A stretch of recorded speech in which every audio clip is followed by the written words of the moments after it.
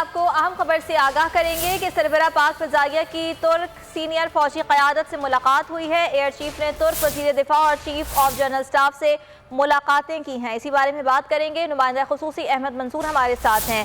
अहमद मंसूर, आगाह कीजिएगा मुलाकात के बारे में।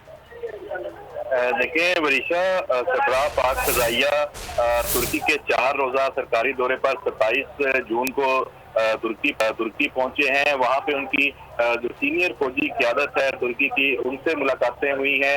एयर चीफ ने जो तुर्की के वज़ीर कौमी दिफा होलोसी इकार और तुर्की के chief of general staff general Yasar Guler से अलग-अलग मुलाकात की है।